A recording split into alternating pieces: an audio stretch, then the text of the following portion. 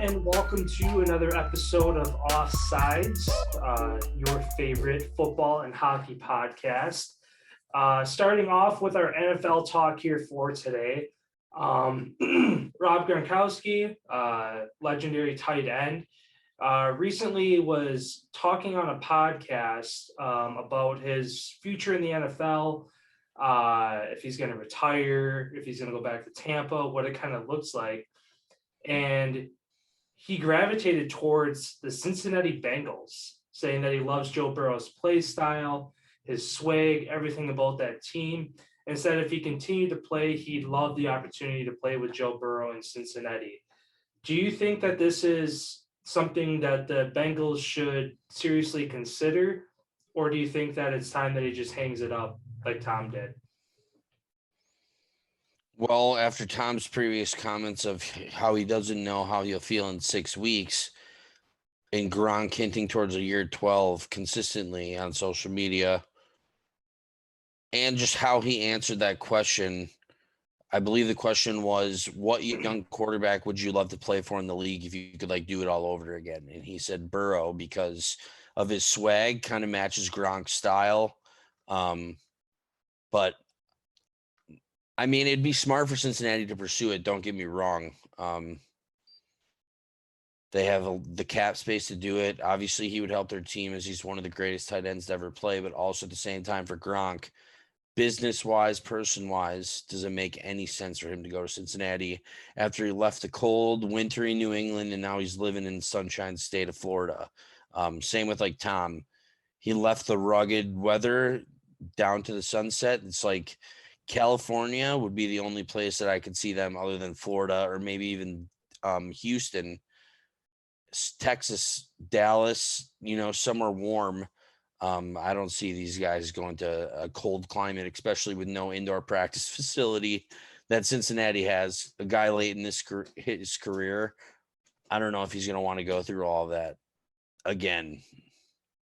Yeah. Yeah, I mean, like you said, if I'm the Bengals, I at least hear him out, see what his physicalness, if he still can play at a high level, money, what he's looking to get. But yeah, as you mentioned, for him to leave New England and go down to Florida, I mean, later in guys' careers, usually they gravitate towards those warmer weather teams or just a team that plays indoors to take the elements out of it. But I don't know. It's definitely going to be interesting. Of all the teams that he was interested in, it kind of came out of left field to me for him to say the Bengals. I mean, it makes sense. Young, upcoming team. They're in the Super Bowl in a couple days here, but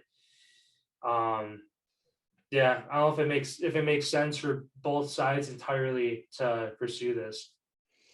But also, it ultimately depends on what Gronk wants. If he really wants to try to go win a couple with him, hey, props to him. I know he planned, he said that he'll only be signing 1-year deals for the rest of his career because he wants to be in control of his destiny every single season.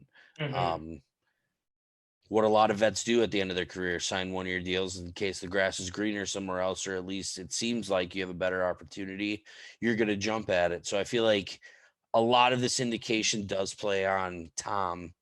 If he officially stays in retirement, if he comes out, what that looks like going forward for Tampa.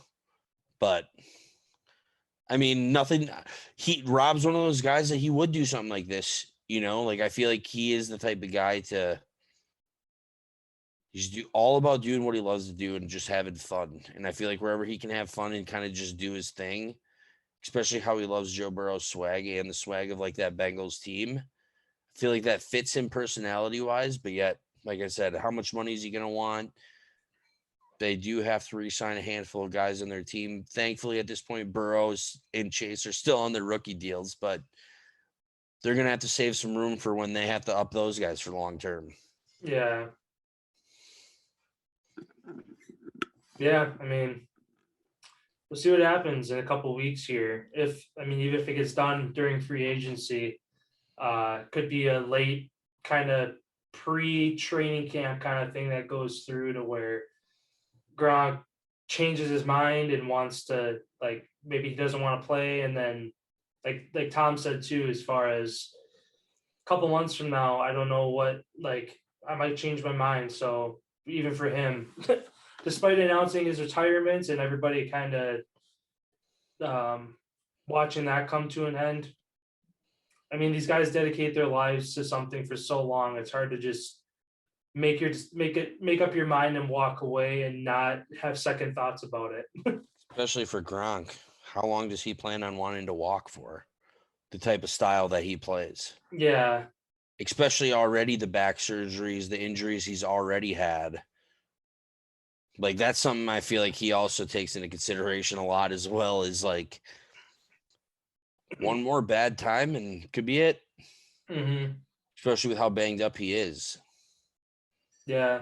I mean, he has a couple Super Bowls already. He's arguably the greatest tight end ever. He's in that conversation. Like, enjoy some of your years while you're still in your prime physically as well. Because I mean, the dude's got enough money to do whatever he wants, and he's still young and seems like he's in amazing shape to still pursue whatever other passions he has outside of football.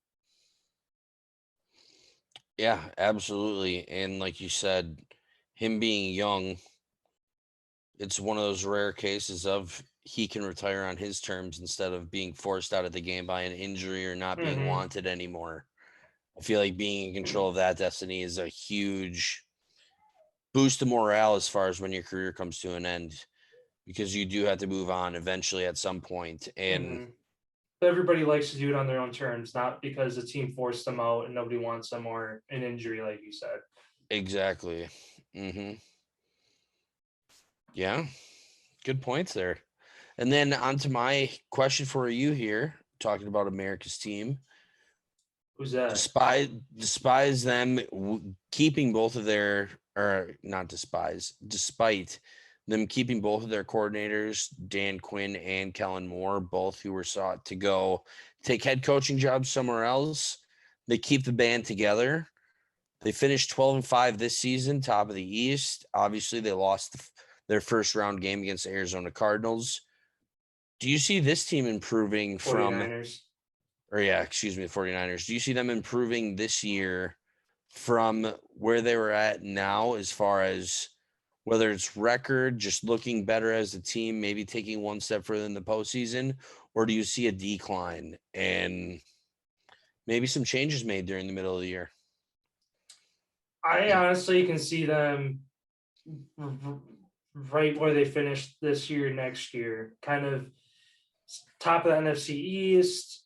I mean, there's still big question marks as far as, I mean, the Giants really aren't expected to make a whole lot of noise. The Eagles seem like the biggest competitor out of the East, but even still, the Cowboys dropped what was it, 51-14 in that game, week 17, week 18, whatever that was. So even still, like, Dallas has proven that they still control the East. So I mean, I see them getting back to the postseason once again. Um, but also they had a super easy schedule this year because it was like week 11, week 12 when they played the Chiefs was the first time, aside from Tampa to kick off the year, was the first time that they played a team with a winning record or a playoff team for in the first three quarters of the season. They didn't play anybody relevant. So if they have a harder schedule, I think that record wise, obviously, I don't see them finishing 12-5. But again, I do see them getting back to the postseason, top of the NFC East. Maybe they make it to a divisional round. I don't know. It's going to take a lot of convincing for me to see them. Oh, they could be in it. Like, they could make it to the Super Bowl. They could be in an NFC championship. But beating up on the NFC East 6 times a year and then getting a handful of easy games outside of that as well, like, that doesn't convince me enough. And that's why this year I wasn't making, they weren't making a whole lot of noise for me, despite being the number one offense and this and that. It's like, okay, yeah, but look at the teams you played all year. So If they have a similar schedule, yeah, I see exactly where they're at. But if they have a harder schedule, obviously their record is going to be less. But I don't know. I mean, as far as the people they have to, like you mentioned, the bringing back their coordinators is obviously good for the team. But at what point, like Zeke, he's one of the most known running backs in the league, but he hasn't been relevant for the last 2 or 3 years because he's been hurt. They've taken touches away from him. They're getting Dak 300-400 yard games and kind of forgetting about the run game. Like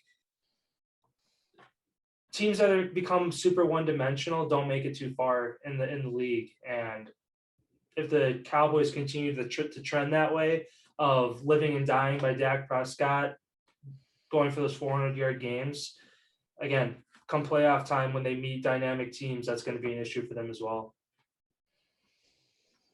Yes, I am going to disagree with you here. I think that they do take a step forward, and obviously, like you said, depending on who they play during the regular season record might vary, but I'm going to throw that out the window because it's all about winning the Super Bowl. Whether you had a good season or not doesn't mean really fuck all. Yeah. And this Cowboys team, like you mentioned, Zeke, I feel like it's very deceptive. Like it seemed, like you said, how his stats have gone way down. Actually, this is one of the 237 carries. He had over 1,000 yards. I mean, that's pretty good to still be hitting 1,000 yards and your carries haven't going down. He averaged 6.2 yards a carry. Granted, he didn't have that many touchdowns like he normally does, being that receiving back, because they do use Tony Pollard quite a bit. I feel like it's all going to come down to Dak next season. Their defense obviously is only going to get stronger, as that's a really young core, and they pretty much kept or are keeping almost every single person that they have, as they're all, signed to contracts. I feel like the part where this team almost needs to make a move, they have too many wide receiver weapons that they don't know what to do with. I feel like it's what everybody made it seem like the Odell problem was. He needs targets. I feel like it almost seems like Amari Cooper is that guy, where he's just unhappy, upset if he doesn't get targets. He doesn't play very well on the road. Who's the one guy that they got hurt this year? Gallup. He is their deep threat. CeeDee Lamb has more become their number one traditional receiver. Obviously, Amari Cooper helps, but at the cost that you're paying him, and it almost feels like Dak tries to force him the ball at some point, like at some points during the game, because he knows how he'll get upset or cause waves. That I feel like is their problem if it is going to bring them down. But I see this team gluing together, gelling together one more year. And I think they do take one step forward. Who knows if they do end up getting to a Super Bowl? Obviously, it's been a long time coming for the Cowboys, and it was really funny. I listened to a conversation earlier today with Michael Irvin, and they're just like, yeah, everybody's like, oh, the Cowboys haven't won in this long, and you're just like, but you still have to include all the history in the history if you're going to go back. We got 5 of those motherfuckers. Mm-hmm. He's just like, you can't deny that. He's just like, look at the Bengals now, how long it's been. They're finally, you got to include all the history when they do that. And that's a really good point. And just looking at the overall history of this team, little by little, it does seem like they have made 1% gain. Mike McCarthy, obviously, some of his tactics are questionable at times as far as like management, but who knows if that's addressed in the offseason. And I feel like they do take another little step forward. Like they're the one team that said every year, oh, they're going to the Super Bowl because on paper they have the play. Like they do a very good job of putting together a really good roster every single season, no matter what.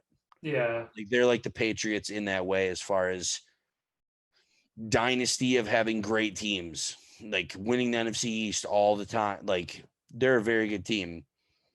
But where they lack is,